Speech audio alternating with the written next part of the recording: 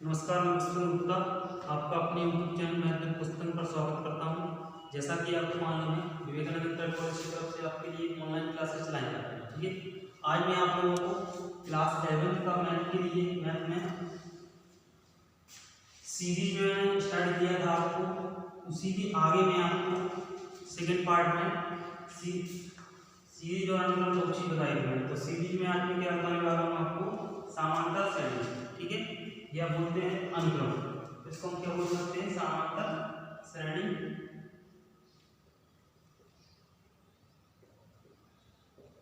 इसकी पहचान कैसे करते हैं या ये होती क्या है?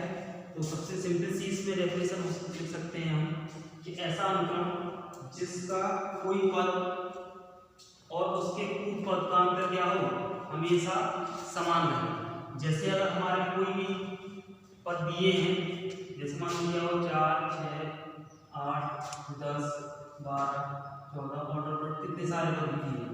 ठीक है, तो इसमें कोई सा भी एक पद दे दें, उसका पूर्व का पद, जैसे हमने लिया 10, इसके पूर्व कितना 8, इन दोनों का डिफरेंस कितना 2। ये पद दिया है, दोनों का डिफरेंस, इसके पूर्व पद में 10, 10 और 12 का डिफरेंस कितना है 2। 14 लिया, 14 के पहले कितना है 12, 12 और 14 का डिफरेंस कितना है 2। तो इनमें क्या होगा कि जो डिफरेंस होगा हर एक पद का हमेशा क्या होगा,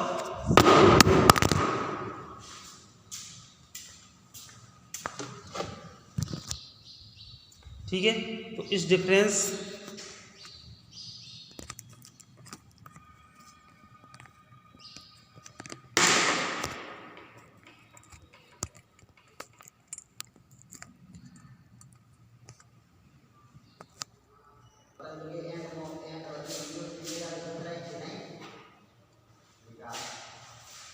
ठीक है, तो यहाँ पे समांतर श्रेणी आप देख रहे थे। तो इसमें क्या है कि यदि हमारे कोई भी 3 पद दिए हों, सपोज अगर हम इसकी पहचान लिखना चाहें, बहुत सिंपल सी पहचान होती है इसकी। जैसे अगर हमारा है, सबसे पहले लिखते हैं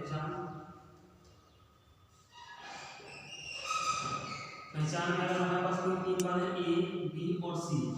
ठीक है, तो इन 3 पदों में अगर हमारा ए मतलब बी माइनस ए बराबर क्या हो, सी माइनस बी, तो हमारी क्या हो जाएगी समांतर श्रेणी। या इसका एक दूसरा तरीका भी होता है कि बीच वाले पद श्रेणी के हम कोई लगातार 3 पद दे देंगे और उनका बीच वाले पद का डबल पहले और तीसरे पद के अगर योग के बराबर है, तब भी हम कह सकते हैं ये समांतर श्रेणी है। ये आपका होता है कॉमन डिफरेंस के बराबर, मतलब सारा अंतर होता है इसका, मतलब जो भी समान सभी पदों में अंतर होगा वो इतने का ही होगा। जैसे अगर ये दोनों का डिफरेंस 5 आ रहा है, तो इन दोनों का भी डिफरेंस कितना आने वाला है 5। डिफरेंस का मतलब आप जानते होंगे कि बड़ी संख्या में से छोटी संख्या घटाते हैं। ठीक है, और यहाँ पे हम जैसे अगर हमारे पास कोई भी श्रेणी दी है, तो उसका सार अंतर निकालने के लिए हम क्या करेंगे, आगे वाले पद में से पीछे वाला पद घटा दिया जाएगा। ठीक है, चलिए एक चीज यहाँ देखते हैं। जैसे अगर हम समांतर श्रेणी लिखना चाहें, मान लीजिए हमारा पहला पद ए है, दूसरा पद हम क्या करेंगे ए प्लस जी है, तो जी मानेंगे, माना पहला पद बराबर ए है और सारांतर बराबर डी है। ये तो चीज दी। अगर हमारा पहला पद और सारांतर हमें पता है तो हम श्रेणी लिख सकते हैं। पहला पद हमारा ए, दूसरा में क्या होगा ए प्लस जी, तीसरे में क्या होगा ए प्लस 2डी, चौथे में क्या हो जाएगा ए प्लस 3डी, इसके आप अगले में क्या हो जाएगा ए प्लस 4डी डॉट डॉट डॉट। कहाँ तक लिख सकते हैं, एन पर देखना चाहें क्या आएगा A plus n minus 1 into D. अब देखो ध्यान दो, यहाँ पे मैंने लास्ट में क्या लिखा है a plus n minus 1 into D, मतलब n का पद कैसे लिखिए वो समझो। पहला पद यहाँ पे क्या है d नहीं है, दूसरे पद में d है लेकिन दूसरा पद है d कितना है 1, यहाँ पर तीसरा पद है d कितना है 2, चौथा पद है यहाँ d कितना है 3। मतलब क्या हो रहा है, पदों का नाम जो हम बोल रहे हैं उससे d में गुणा हम कितना 1 कम हो। तो यहाँ पे है हम n में पद लिखना चाह रहे हैं, क्या हो जाएगा a plus n minus 1 into D. तो यहाँ से हम कह सकते हैं कि समांतर श्रेणी का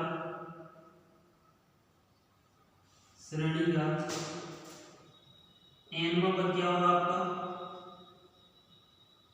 n में पद हो जाएगा, इसको en या tn से हम रिप्रेजेंट करते हैं, कोई tn से बोल सकता है या en से बोले, तो ये आएगा तुम्हारा en बराबर a plus n minus 1 into D. ठीक है, इसी को हम अंतिम पद भी कह सकते हैं क्योंकि ये क्या है, लास्ट का पद है।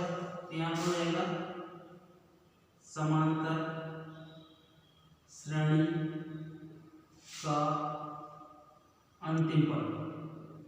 तब भी क्या होगा, इसको हम ऐसे रिप्रेजेंट करते हैं और इसका फॉर्मूला यही रहेगा, या इसको हम ऐसे कह सकते हैं कि n बराबर a plus n minus 1 into D. तो भी कोई दिक्कत नहीं है क्योंकि जो भी इसका nवां पद होगा वो इसका अंतिम पद होगा। ठीक है, एक क्वेश्चन और आपसे पूछा जाता है कि अंश से nवां पद ज्ञात करो। अगर हम अंश से nवां पद ज्ञात करें तो उसके लिए क्या करेंगे, जैसे अगर हम इसको देखें, ये हमारा क्या हो जाएगा n,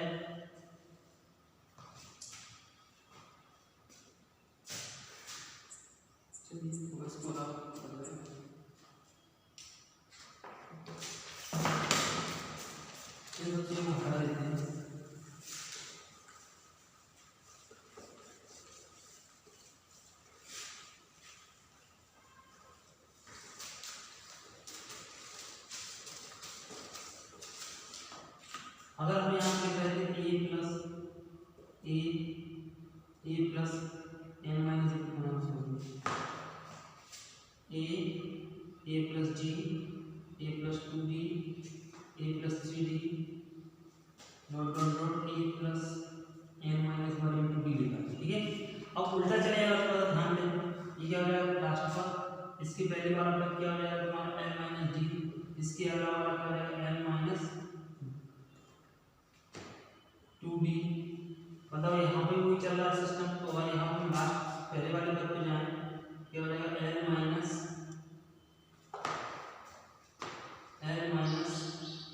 1 इंटू डी। जी अंश से n पद।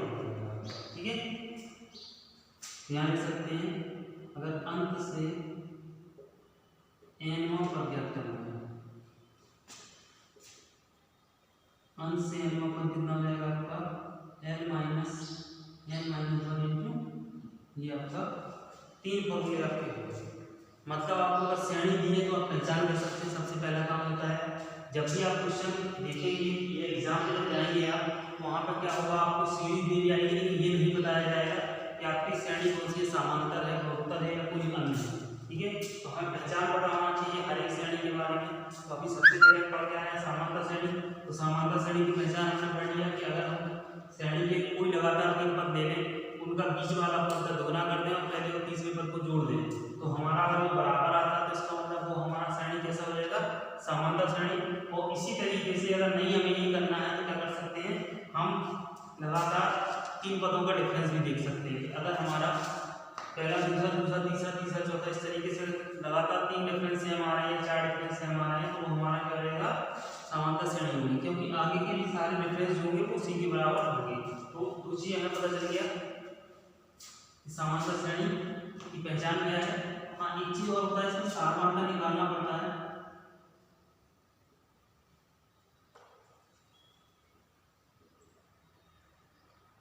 सारवांतर इसको d से रिप्रेजेंट करते हैं, तो सारवांतर होता है a2 माइनस a1। मतलब पहला पद और दूसरा पद तीसरा पद चौथा पद, पहले पद में बोल दिया a1, दूसरे पद को बोल दिया a2, तो हमारा क्या करेंगे a2 माइनस a1, दूसरे पद में से पहले पद को घटा देंगे। ठीक है, इसी तरीके से किसी भी 2 लगातार पदों का डिफरेंस ले लेंगे, वो हमारा क्या हो जाएगा, इसका सारवांतर हो जाएगा। बस ध्यान ये रखना है कि पीछे वाले पद में से आगे वाला पद को घटाना है। ठीक है, जो चिन्ह आएगा वो चिन्ह भी अपना दिया जाता है। तो हमें सारवांतर पता हो, ए पता हो, तो हम क्या निकाल सकते हैं, nवां पद निकाल सकते हैं, अंतिम पद निकाल, अंश से nवां पद निकाल सकते हैं और अंतिम पद भी निकाल सकते हैं। ये 3 चीजें आपने निकालना जाना है। अब इसी पे हम कुछ क्वेश्चन करते हैं। इस तरीके से आपको क्वेश्चन दिया जाता है। इसमें और एक चीज ध्यान रख सकते हैं कि हम पदों, अगर हमें कोई पद दिया हो तो ये पहचान कर सकते हैं कि दी गई श्रेणी का पद है या नहीं, या कौन सा पद है। ये सारी चीजें हम यहाँ से पता कर सकते हैं। कैसे करते हैं, कुछ क्वेश्चन देखते हैं, वहां से आपको आइडिया होगी। जैसे कोई क्वेश्चन दिया हुआ आपका 4, 7, 10 का 148 कौन सा पद है, ये बताना। ठीक है, 4, 7, 10 का 148 कौन सा पद है। मतलब क्या है, इसका पद का दे दिया है 148। पहले तो यहाँ समांतर श्रेणी है या नहीं है पहचान करते हैं। तो क्या करेंगे, यहाँ पर बीच वाले पद में 2 से गुणा कराओ, पहले और तीसरे पद को जोड़ो, 7 दूनी 14, 7 दूनी 10 14। यहाँ पे क्या है, लेफ्ट हैंड साइड वाला राइट हैंड साइड आ रहा है, इसका मतलब ये क्या है, दी हुई श्रेणी समांतर श्रेणी है। तो यहाँ से आपका एक काम तो हो गया कि ये श्रेणी कैसी है, समांतर। अब इसके बाद अपना क्या पता करना है, पहला पद क्या है इसका, यानी कि ये पहला पद बराबर कितना है 4। इसके बाद लिखेंगे सारवांतर आपका कितना हो जाएगा 7 - 4 तो कितना आ जाएगा 3। जब 10 - 7 कर लेंगे तब भी आपका कितना आएगा 3 आएगा। ठीक है, दो चीजें मान लीजिए, ये आपका ए होता है और ये आपका बी होता है। ठीक है, अब कौन सा पद 148 इसका मतलब ये किसका मान दे दिया, tn का। tn बराबर कितना दे दिया 148। इसके बाद पता करना है आपको कौन सा पद है ये, मतलब tn का फॉर्मूला क्या होता है आपका, tn बराबर a + n - 1 इंटू डी हो जाएगा आपका। आपके पास tn का मान कितना है 148 वो रख दिया आपने, a का मान कितना है आपका 4 वो रख दिया आपने, n आपको मालूम नहीं है उसको छोड़ दिया, इंटू d का मान कितना है आपका 3। इसके बाद सॉल्व कर लो, ये यहाँ आएगा तो कितना हो जाएगा आपका 148 - 4 क्योंकि यहाँ प्लस का है, इस साइड आएगा बराबर कितना हो जाएगा माइनस, और ये कितना हो जाएगा 3n - 1 ये हो जाएगा आपका 144। 3 से भाग दे देंगे तो ये बन जाएगा आपका 3n - 1 3n 3 से भाग देते हैं n - 1 बचेगा। 3 से काटेंगे इसको, 3 चौके 12 2 बचा, फिर 3 8 24 कितना बचा आपका 48 बराबर n - 1 तो n का मान कितना आ जाएगा 48 + 1 कितना हो जाएगा 49। मतलब क्या है, इस श्रेणी का ये कौन सा पद है 49वां पद होगा। ठीक है, इस तरीके से हम बता सकते हैं दी हुई श्रेणी का 148 49वां पद होगा। ठीक है, बस ये देखना है आपको दिया क्या है क्या पूछा है, बस अगर ये मालूम चल गया तो सिंपल से फॉर्मूले बार पुट कर देना और आपको वहां से आंसर निकल आएगा।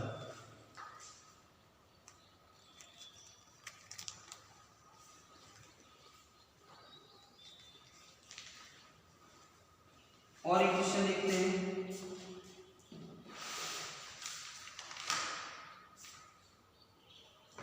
एक क्वेश्चन दिया है जैसे k + 2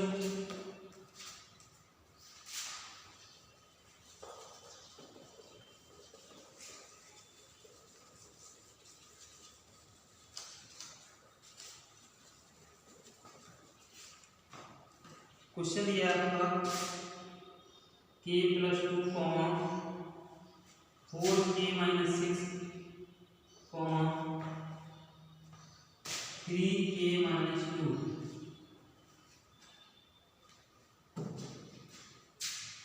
तीन क्रमागत संख्याएं समांतर श्रेणी में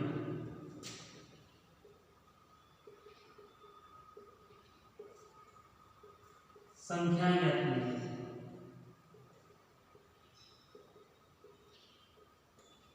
ये आपका क्वेश्चन है कि k + 2 के 4k - 6 तीसरा दिया है 3k - 2 तीन ये लगातार कोई संख्याएं हैं और ये किसमें है समांतर श्रेणी में, k का मान ज्ञात करना है, संख्याएं ज्ञात करना है। तो सबसे पहले एक चीज देखो, अगर ये हमारा समांतर श्रेणी में है इसका मतलब क्या होगा, इसका बीच वाले पद का दोगुना जो है पहले और तीसरे पद के योग के बराबर होना चाहिए। ये तो क्लियर बात है, 2 से 2 कट गया तो यहाँ कितना रहेगा आपका 4k और ये कितना होगा 4 × 8k - 12। ठीक है, k को एक साइड या संख्या को एक साइड हो जाए तो ये कितना हो जाएगा 8k - 4k बराबर कितना हो जाएगा 12। मतलब यहाँ से कितना बचेगा आपका 4k = 12 तो k = कितना आ जाएगा 12। अब आप आराम से आगे बढ़ते हैं कितना आएगा k का मान 3, मतलब यहाँ से आपको k का मान कितना आ गया 3। 3 यहाँ पे अगर रख देंगे तो वहाँ से आपकी संख्या आ जाएगी, तो देखेंगे 3 + 2 4 × 3 - 6 और 3 × 3 - 2। तो अगर ध्यान दो 3 और 2 5 ये कितना हो जाएगा 4 के 12 12 में 6 और तीसरे का 9 में से 2 जाएगा तो कितना आ जाएगा 7। ये आपकी 3 संख्याएं होंगी 5, 6 और 7। अब यहाँ पे अगर ध्यान से देखेंगे तो जो क्वेश्चन ने कहा है वो सही है कि नहीं, देखो कह रहा 3 संख्या 3 क्रमांक संख्याएं दी है, तो ये 3 क्रमांक संख्या में 5 के साथ लगातार है। क्रमांक मतलब क्या होता है, लगातार। इसके बाद इनको देखना है आपको कि ये तीनों क्या समांतर श्रेणी में है। तो हाँ देखो यहाँ पे क्या है, 6 का गुना करेंगे तो 5 और 7 के योग के बराबर आएगा कि नहीं आएगा, बस वही आपको यहाँ पे देखना होता है।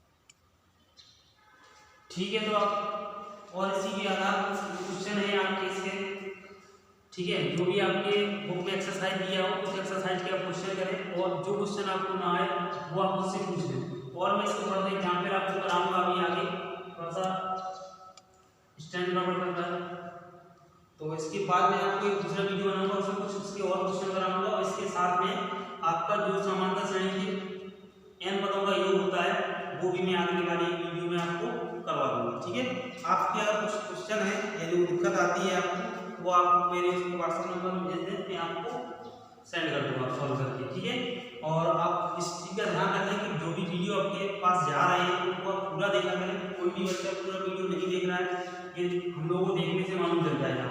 ठीक है, क्योंकि जो भी वॉच टाइम आता है इसमें यूट्यूब में वो आपकी एक्टिविटी को बता देता है कि आप कितना वीडियो देख रहे हैं क्या नहीं देख रहे हैं। ठीक है, तो इस चीज़ का विशेष ध्यान दें कि अगर वीडियो आपके पास पहुंच रहे हैं तो उनको आप देखेंगे, लाइक करेंगे, शेयर करेंगे, तभी आपकी अगली कोई वीडियो बनाने के लिए टीचर जो भी है वो आपको, आपका जो मोटिवेशन है वही आपको टीचर के लिए क्या होगा, एनर्जी का काम करेगा। अगर आप वीडियो को लाइक नहीं करेंगे या उसको आप देखेंगे नहीं तो फिर टीचर आपकी वीडियो बनाने के लिए मेहनत नहीं करेंगे। इस चीज़ को आपको ध्यान रखना है कि अगर आपको टीचर से वीडियो चाहिए है, रेगुलर वीडियो चाहिए, तब भी आप उस पर कमेंट करें। जिस तरीके से आप पढ़ पा रहे हैं वो आप अपनी उसमें बता सकते हैं, उस पर कमेंट करने का आपका प्रावधान होता है। तो आप अगर चाहें तो वीडियो के बारे में कमी समझ में आए या आपको और कोई दिक्कत आ रही है, कोई चीज़ पूछनी है तो आप आराम से पूछ सकते हैं, लेकिन एक चीज़ का विशेष ध्यान रखें, वीडियो आप कंप्लीट करें।